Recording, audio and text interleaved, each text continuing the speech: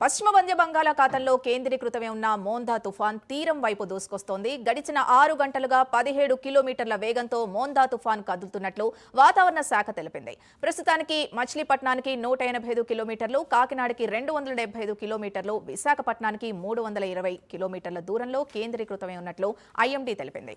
మరి కాసేపట్లో తీవ్ర తుఫాన్గా బలపడే అవకాశం ఉందని అధికారులు తెలిపారు.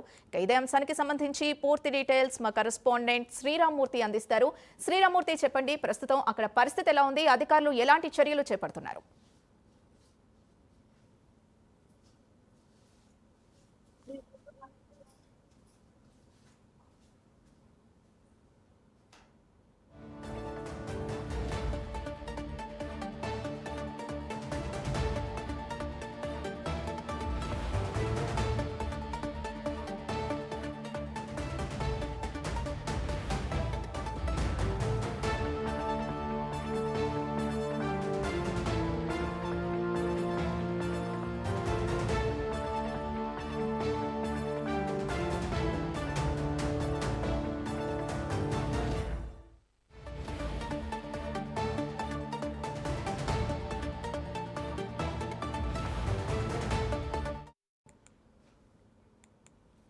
మోందా తుఫాన్ కి సంబంధించి పూర్తి డీటెయిల్స్ మా కరెస్పాండెంట్ శ్రీరామ్మూర్తి అందిస్తారు.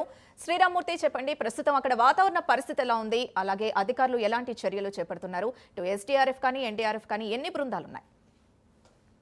సింధు, ఏదైతే మోందా తుఫాను పరిస్థితి అయితే చాలా తీవ్రంగా రూపం దాల్చే పరిస్థితి ఉందని చెప్పేసి ఇక్కడ అధికార యంత్రాంగం కూడా అప్రమత్తమైంది.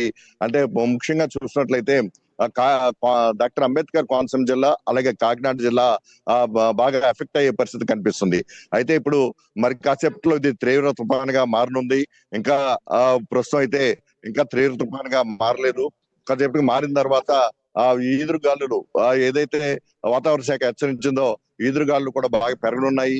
ఇప్పటికే గాలులు కూడా పెరగడంతో పాటు భారీ వర్షం కూడా కురుస్తూ ఉన్న పరిస్థితి ఇప్పుడు కనిపిస్తూ ఉంది. అయితే ఈ భారీ వర్షాలు సాయంత్రానికి మరింతగా పెరిగే పరిస్థితి ఉంది. అయితే ఇక్కడ పునరావాస కేంద్రాలకి ఇప్పటికే డాక్టర్ అంబేద్కర్ కోనసీమ జిల్లాలో చూసినట్లయితే 6,000 మందిని పైగా తీర గ్రామ ప్రజల్ని తరలించారు. దాదాపు 700 చోట్ల స్కూల్స్ కి సెలవులు ఇచ్చి అక్కడ పునరావాస కేంద్రాలు ఏర్పాటు చేసిన పరిస్థితి ఉంది. అలాగే ఉప్పుటేర్లు పక్కన, అలాగే గోదావరి సముద్రం కలిసే ప్రాంతాల్లో అంటే అంతర్వేది, బైరుపాలెం, కాట్రేనికోణ మండలంలో బైరుపాలెం, బలుస్తిప్ప ప్రాంతాల్లో ఉన్న వారందరినీ కూడా ఏదైతే కచ్చా గృహాల్లో ఉన్న వారందరూ కూడా సురక్షిత ప్రాంతానికి తరలిస్తున్నారు. అలాగే ఇప్పుడు ఎస్డీఆర్ఎఫ్ ఎన్డీఆర్ఎఫ్ బృందాలను కూడా సిద్ధం చేశారు. ఒకవేళ విపత్తు సంభవిస్తే రాత్రి 8:30 నుంచి 10:30 గంటల మధ్య తీరం దాటే పరిస్థితి ఉంది.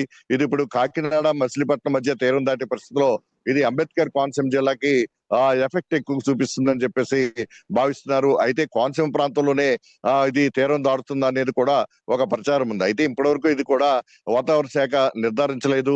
అయితే కాకినాడ సమీపంలోనే తీరం దాడుతుందని చెప్పి, యానం కాకినాడ మధ్య తీరం దాడుతుందని చెప్పి ఇప్పటి వరకు ఉన్న సమాచారంతో మొత్తం అధికార యంత్రాంగం రాష్ట్ర ప్రభుత్వం అప్రమత్తమైంది.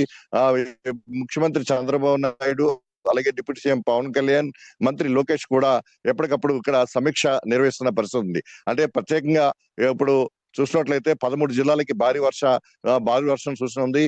ఇప్పుడు విజయనగరం నుంచి చూసినట్లయితే నెల్లూరు వరకు కూడా, అన్నమయ్య జిల్లా వరకు కూడా భారీ వర్షాలు కురుస్తున్నాయని చెప్పేసి వాతావరణ శాఖ తెలిపిన పరిస్థితి ఉంది. ఇందులో భాగంగా చూసినట్లయితే ఈ కాకినాడ తీరంలో కనుక ఈ మోందా తుఫాను కనుక తీరం దాటినట్లయితే చాలా ఎఫెక్ట్ చాలా ఎక్కువగా ఉంటుంది. ఎందుకంటే విద్యుత్ స్తంభాలు, చెట్లు, అలాగే కొన్ని కొబ్బరి చెట్లకు కూడా చాలా ఇబ్బంది కలిగే పరిస్థితి ఉంది. ఈ నేపథ్యంలో ఎక్కడికక్కడే సహాయక చర్యలు చేపట్టడానికి ఏదైతే కూలిన చెట్లను తొలగించడానికి రంపాలని, జేసీబీలని, అలాగే ఇతర యంత్ర సామాగ్రిని కూడా సిద్ధం చేశారు. మరోవైపు విద్యుత్తుకు అంతరాయం కలిగితే కనుక ప్రత్యామ్నాయంగా జనరేటర్ని ఏర్పాటు చేశారు. అలాగే కమ్యూనికేషన్ కి దెబ్బ కలిగితే కనుక ప్రత్యేకంగా టవర్స్ ని కూడా అప్పటికప్పుడు ఏర్పాటు చేసి కనెక్టివిటీ ఇవ్వడానికి కూడా అంబేద్కర్ కోనసీమ జిల్లాలో ఏర్పాటు చేసిన పరిస్థితి ఉంది. ఇక్కడ ప్రత్యేక అధికారి విజయరామరాజు, అలాగే జిల్లా కలెక్టర్ మహేష్ కుమార్ కలిసి అనేక ప్రాంతాల్లో పర్యటిస్తున్న పరిస్థితి ఇప్పుడు ఇక్కడ కనిపిస్తూ ఉంది. అయితే ఇక్కడ ఎలాంటి అంటే 1996లో వచ్చిన ఏదైతే సూపర్ సైక్లోన్ ఉందో దాని ప్రభావాన్ని దృష్టిలో పెట్టుకుని ఇక్కడ కోనసీమ ప్రాంత ప్రజలు కూడా ఆందోళన చెందుతున్న పరిస్థితి ఉంది. అప్పట్లో దాదాపుగా 1000 మంది వరకు కూడా ప్రాణ నష్టం జరిగింది. అలాగే మొత్తం 2-3 రోజుల పాటు క్లీన్ చేస్తే తప్ప మార్గాలు అక్కడ పునరుద్ధరణ కాని పరిస్థితి అప్పట్లో.